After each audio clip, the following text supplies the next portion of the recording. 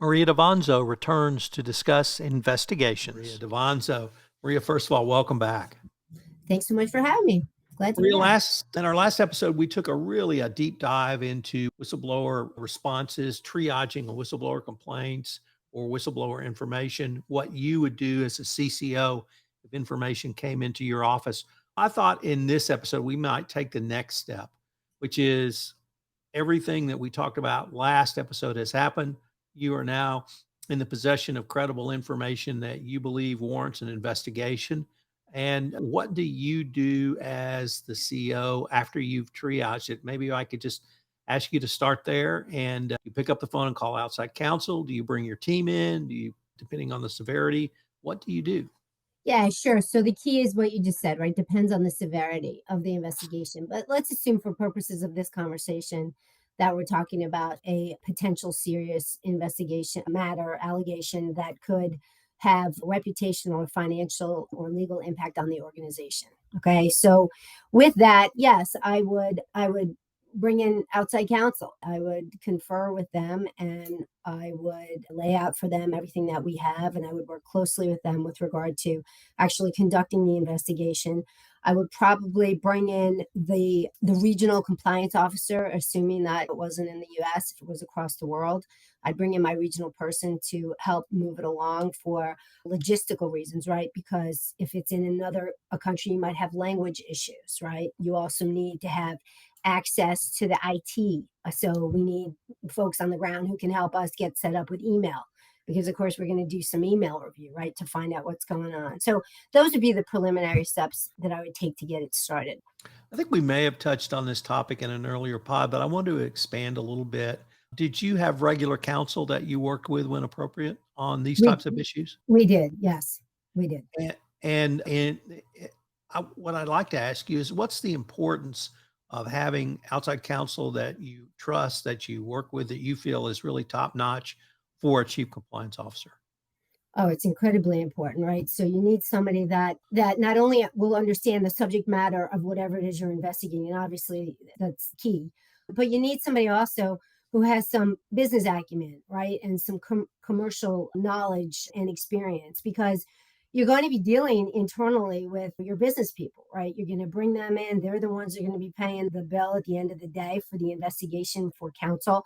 And so I would always want to have an outside counsel that understood that, right? And wasn't going to get in the way working with the local business leaders so that the investigation could be as smooth as possible. So not only is it the subject matter expertise, but I guess what we would call, Tom, the soft skills, right? You need counsel that has those soft skills. And I also wanted counsel, I would use typically the same counsel if I could, because I want continuity, consistency, and also depending on the type of investigation you are doing, it could also become significant as an aggregation concept, right? So if you're in India and you're conducting an FCPA investigation, and it's unsubstantiated, and then in 6 months you find another one in China, and then you have another one in Brazil, I'd like to have the same counsel there, so that at some point you need to start to talk about, do we have a systemic issue here? And if you're using different lawyers in each of those regions, in each of those investigations, they're not going to have that bigger picture to help you assess if there's an enterprise issue, as opposed to just a local rogue actor. What is the significance or the importance of an investigation plan that outside counsel might prepare for you? Is that something that you would request? And if so, would you review that? Would you take that up the chain and have it review it with others all the way up to the CEO? Yeah, we would absolutely ask for an investigation plan. And the reason for that, there were multiple reasons for that. One, of course, was cost. I didn't want counsel coming in and making an assessment that they needed to look at every single piece of paper and talk to every single person in the organization. Now, if that ultimately became necessary, obviously we'd do it. But we wanted to have that contained in the beginning. And we also wanted to make sure that we all agreed on the scope with respect to who got involved internally, what we were going to look at, also for logistical reasons. I would work with the GC on that. We typically would not involve the CEO in the plan, the investigative plan. We might notify him if we had to talk to one of his senior lieutenants, because we didn't want him to hear about the investigation from that individual, but he generally didn't have oversight over what the plan looked like. It was myself and the general counsel. So, how do you interact or work with your outside counsel investigative team during the investigation? Do they call you with updates? Do they provide reports? Back in the old days, did you actually meet with them face to face? How did you deal with that part or that phase of the investigation?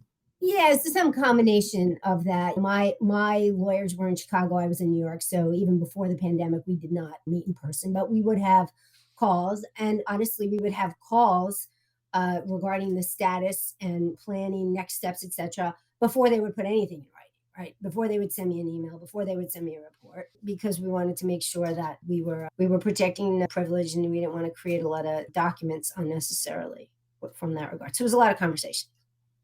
And then what did you want as the chief compliance officer in terms of, did you want documents? Did you want transcripts? Did you want notes? Did you want more of just a summary? So I would get summaries of the interviews that they would conduct with the witnesses. I would get summaries of the relevant documents that they had pulled together, summaries of their email review. And then if there was something that was contained with any of those in any of those materials, I might actually ask for that source material to take a look at myself because I wanted to be able to see what they were seeing and just make an assessment on my own as to whether or not I agreed with their conclusion. Yeah, yeah, sometimes I would do that.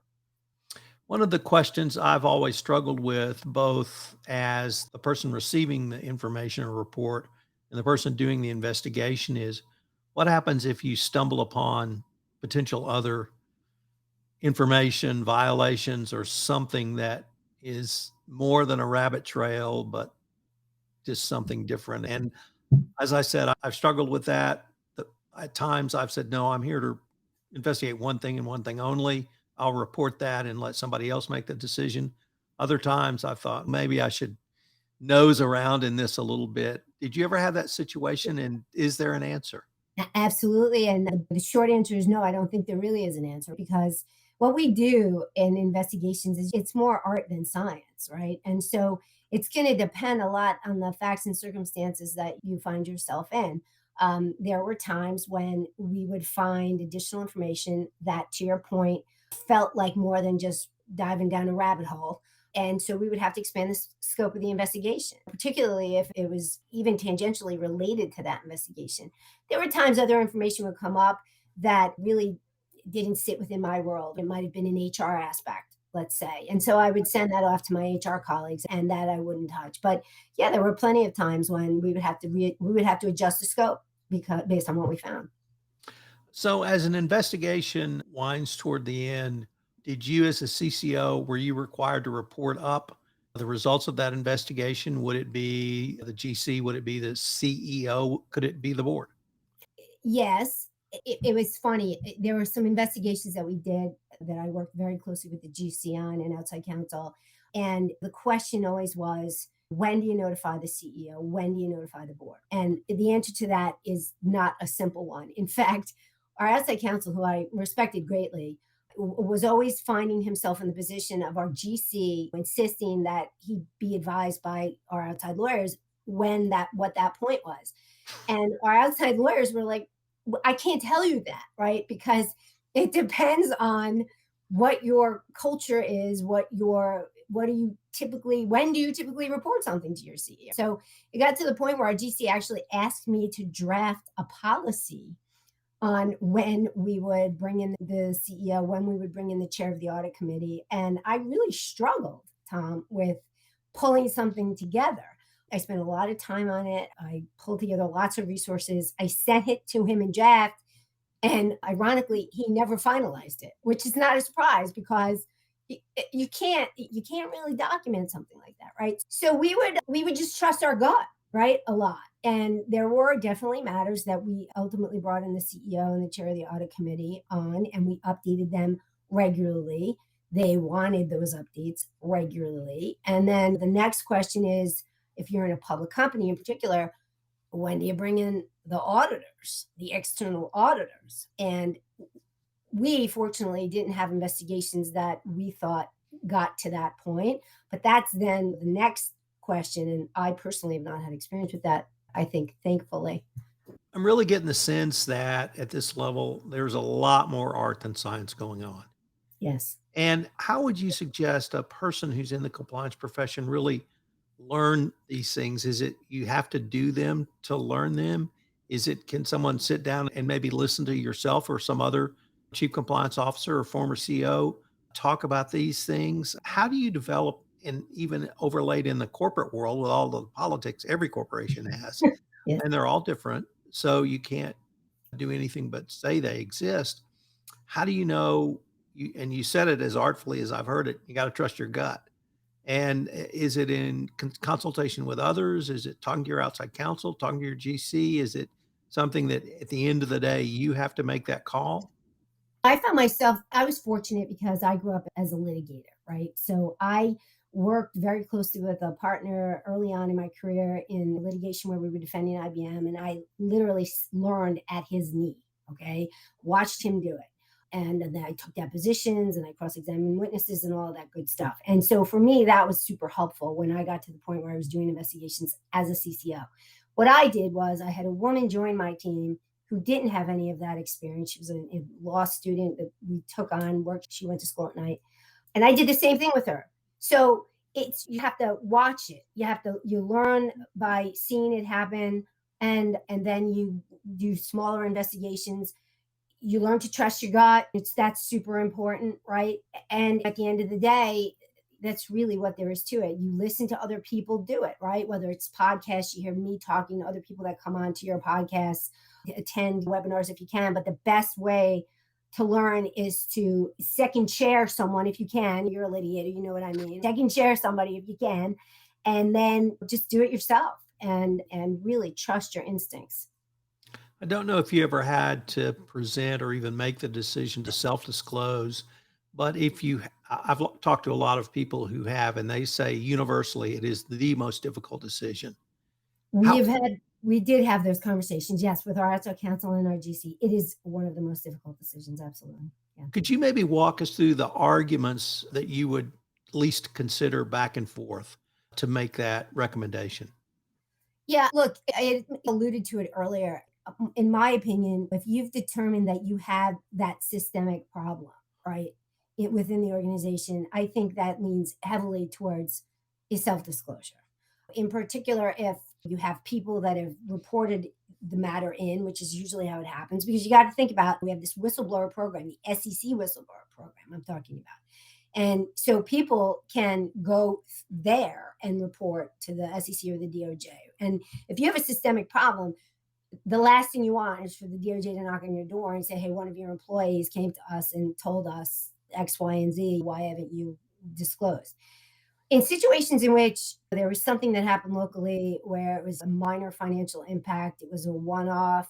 In those situations, we would tend not to self-disclose, right? But it was difficult, and there were conversations in which our outside counsel, I think, was perhaps leaning in that direction, and our GC wasn't having it. And that, Tom, is also it's part of the conflict of this chief compliance officer reporting up into the GC, which I know is a topic for a different day. But here I found myself in this situation in which the GC was like, no way. And the counsel was like, let's talk about it. And I was caught in the middle. So that was an interesting experience, I must say. That's a very judicious word to use, interesting. Let me change the focus just a little bit. And during an investigation, would you try to keep, if it came in through a whistleblower or other internal reporting, would you try to keep that person in the loop to the extent you could? If so, how would you do that? And I'm a big advocate of what I call the fair process doctrine, which essentially says if the process is fair, people will accept a result that perhaps they didn't want. Do you have any experience with that part of it? Yes, absolutely. Yeah, I would want the person that came forward, the whistleblower, so to speak, to be kept in the loop. The key is what you said, to the extent possible, right? You cannot share with them all of the minutia of what's going on in the investigation. You do want to keep them informed that about the fact that you are conducting the investigation, you're making progress. At the end, you want to let them know that you've taken appropriate action. And those were the phrases I would use and my team would use. We've taken appropriate action, in part because, as I said earlier, you run the risk that your employees internally who don't feel like anything is happening, there's no organizational justice, that they're going to go someplace else to get that justice and to see something happen. So you don't want them going outside of the organization if you can prevent it. And one of the ways to keep that from happening is to keep them informed to the extent that you can. And I do agree with you, the fairness, right? If even if they don't agree with the outcome, so long as they believe that a reasonable, fair investigation was conducted, then they'll live with it. Now let me switch over to either someone who's violated policy, procedure, code of conduct, not to the level of an FCPA violation where you might have to self-disclose and turn over information, but really the decision to discipline. In another life, I was a labor arbitrator. So I have experience with union management contracts, and there's a pretty good body of work around what's required to terminate someone. Did you have that sort of internal process, or did you go through that type of analysis if you had to discipline someone, maybe up to termination as well? Yeah, absolutely. And we did not have anything that was documented, written down as far as what would that look like because every situation is different. But the way that I used to describe it internally when I was asked about how do we come up with discipline and what do we do, to me it was like a spectrum, right? It was from on one side, it was perhaps you have a conversation with somebody and say, hey, verbal warning is what my HR colleagues would call it. Hey, that wasn't right thing to do, bordered on a violation, or it was a violation, maybe it was minor, all the way up to termination, and or if the matter warranted it, reporting it to some criminal authority in connection with the behavior of that individual, right? And then there was everything in between. So yes, I was involved in those situations, and I would make recommendations about termination if the situation was sufficiently serious enough. And sometimes I was met with pushback from business folks because that person was a big revenue generator. And then I would have to talk about the risk to the organization and the enterprise and try to educate them about, look, in the long run, this could end badly for us. And so we need to take this bad actor out of the organization. So yeah, I had those conversations a lot.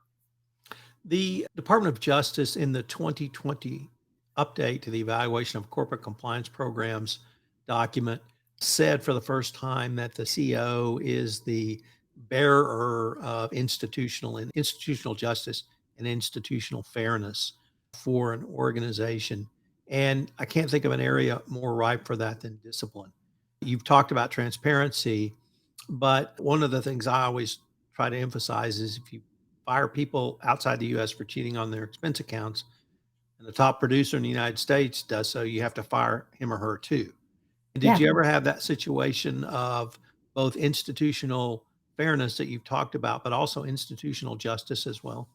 Yes, absolutely. We used to have we had a compliance tracker, right, where I would manage all of the investigations that my team was doing around the world. And we kept it that for every year that I was there. And one of the categories we had was discipline. What was the disciplinary action that was taken? And one of the reasons that we tracked that is exactly what you're talking about, because we wanted to make sure that folks who engaged in similar behavior, I think situations that were similarly situated, for lack of a better word, were handled in the same way, because otherwise if you have disparate treatment, then forget it, you're going to have a riot on your hand because people find out, right? Sometimes you try to keep that quiet, sometimes you'll publicize something that happened for the benefit of trying to prevent it from happening again and making sure people understand that company takes it seriously. Sometimes you won't, but people will find out. And if someone engaged in one bad act in the US and somebody else in the UK and you didn't handle it the same way, unless there were legal reasons, right, Tom? I mean, sometimes employment laws in other jurisdictions aren't the same over here in the US. And so you have to wrangle with that as well. But generally speaking, yeah, you needed to apply your disciplinary approach equally. So you also mentioned, and I want to pick up a little bit on the publicizing of disciplinary actions. When I first was confronted with that as a lawyer, I guess I was a general counsel back then. I said, we can't do that. We're not going to do that. But the DOJ says they want that. What is this one of those you got to listen to your gut art calls, or how would you think through publicizing a disciplinary action to the extent you can? Yeah, it's interesting because when I was in my former role, I was there such a long time. There were two GCs that I reported up to, right? And in the first half of my being there was one guy, and we put out what we called like a blotter, like a police blotter sort of thing. We didn't necessarily name people, but we would talk about incidents that had happened and how the company handled it, right? To prevent it. There was serious credit card misuse. I couldn't believe the things people would think that they could use the corporate credit card for. Somebody bought their neighbor a tractor. Really? How in what world is that okay? Somebody else was buying fancy luxury goods. You know the stories. And so we would publicize that kind of thing, not with their names necessarily. We didn't think we needed to do that. It was enough so that other employees saw that's how the company handled these issues. And so when they were faced with something like that, they think twice. The second half of my being there was a different GC who had a very different approach, more like what you had said. It was like, we can't do that. We can't do that. And so we didn't do it. But I was always of the mind that so long as you're not violating anybody's privacy, et cetera, and you withdrew the names and enough details so that people can identify it, that it was very beneficial to get that out there to the organization so that it would act as a preventative measure, so to speak.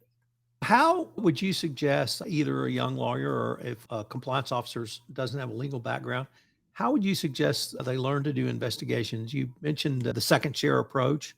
Would you recommend that they actually go do an investigation with a more seasoned attorney and really sit there and take notes and learn all the spade work?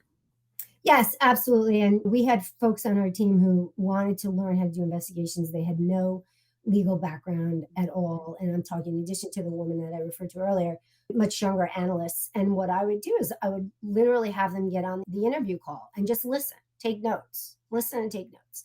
And when they did that often enough, if something minor, a minor investigation came along that had to be looked into and handled, we would give it to them under the supervision of somebody more senior. And so that it was a low risk situation. If they made a mistake, there was somebody there to sort of belt and suspenders for them, and they were learning. And so I personally believe that is the best way to do it. I'm pretty sure that you didn't have the following situation because you were at Treliant when the DOJ came out with this change. But starting in, I guess, when the Monaco memo was released through the January of this year, both Lisa Monaco, Deputy Attorney General, and Kenneth Polite talked about the need for speed and that they want double secret extra probationary cooperation, which pick up the phone and call us when you hear something. And to me, so first of all, there's really no definition of what this double secret extra Yeah. special cooperation is. But how would you try to think through as a CCO meeting whatever that requirement is, yet still getting information from your outside counsel, considering it as with either a legal hat or a compliance hat, and trying to see how that information, whether it be documents or evidence from an interview, fits into a bigger picture? Yeah, when I read all the Monaco memo and the Polite writings and speeches and what have you, my initial reaction was, I know what you guys are trying to do here, but it's just not practical. You cannot necessarily go out immediately and just start self-reporting if you don't have enough information. Tom, we wouldn't even report to the audit committee unless we had what we believe to be credible evidence. We've done some initial inquiry. It's a report up to my audit committee. I'm certainly not running over to the DOJ to. Can you hear me, Yes, Tom? Hello? still good. Yeah, it's freezing on my end. Okay. All right. Okay. Ah, all right, good. So you have my answer or do you need me to repeat it? Let me set up the question again. Okay. So, Maria, with this, what I'm going to call the need for speed, how would you think through meeting this new requirement from the DOJ and still being able to consider the information that's come in a reasoned approach? I think it's very difficult. And that was my Actually, when I read all the statements, et cetera, that came out, we didn't even report to our audit committee until we had done some initial inquiry and some minimal investigation to make sure that what the allegation that came forward to us had some credibility to it. Obviously not fully substantiated, but some credibility. And so if I'm not going to my audit committee, I find it difficult to think I'm going to run out to the DOJ with every little thing that's come across my desk. I just don't think it's a practical approach. Well, Maria, unfortunately, we are near the end of our time for this episode. I wanted to thank you again. I have learned a lot today, and I'm sure our listeners have too. I look forward to continuing this conversation. Same here. Thank you so much for having me, Tom. This is Tom Fox again. Thank you so much for listening to this episode of the FCPA Compliance Report. If you've enjoyed this episode, I hope you'll subscribe, rate, and review wherever great podcasts are listened to. The FCPA Compliance Report is the award-winning FCPA Compliance Report for its work in the area of compliance. The FCPA Compliance Report is a production of the Compliance Podcast Network.